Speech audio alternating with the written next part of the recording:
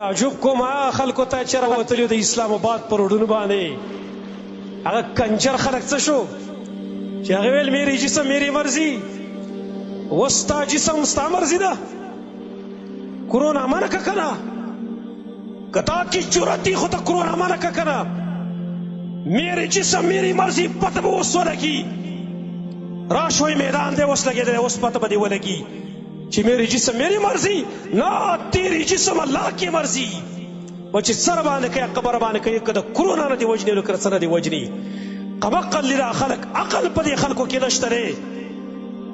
دماغ د دې په دې سر کې نشته دی چېرته کاڼي پکې پراته دي کاڼي عقل پکې نشته دی هغه چغې چېرته لاړې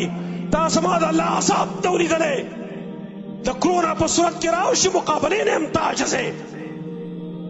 دا تر زمانونو دا اللہ عذاب نه چیلنج کو غره دا اللہ عذاب چرتم نه چیلنج کو غره خپل الله ترجو کوي خپل الله سره تعلق ساتي زما الله زما شو نه کرونا ما ته ضرر را رسولی شي نه بل وبای مرض ما ته ضرر را رسولی شي خو ما خپل الله خپل کړی نه دی زه د خپل الله نه باغي ما بغاوت اختیار کړی دی ما د هغه سره همیشه دشمنۍ اظهار کړی دی که چرته الله زما شوم نو بیا زهر هم په تا باندې اثر نشي کولی زهر هم په تا باندې اثر نشي کولی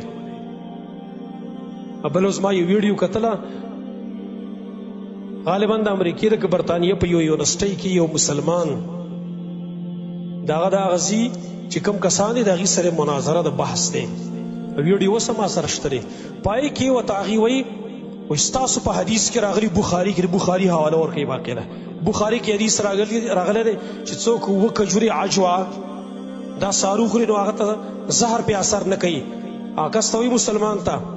وایي که ته نرې اوس ته بیا دغه وکړه که نه اوس په دې تجربه وکړه نو پته به ولګي چې دا ریښه که دروغ دي هغه اووه کجورې خوړلي زهر مخې ته پراته دي ویډیو ده ښه زهر باندې راپرېوځي ویسکي چې ویسکي ما ته ګوره وایي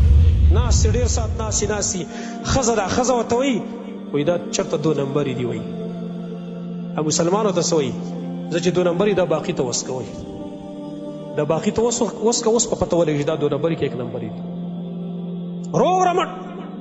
ولې دا کامل اعتماد په خپل الله باندې الا ان اولیاء الله لا خوف علیهم ولا هم یحزنون د الله په دوستانو باندې به هېڅ قسم یره نه وي د الله دوستان به غمجن کېږي نه زما وروڼو خپل الله دوست کوي خپل الله دوست کوي اوس هم موږ ته موقع ده راځئ خپل الله ته رجوع وکړئ خپل الله ته رجوع وکړئ انشاءالله تعالی کرونا مرونا دا جاخې ماخې به ایستئ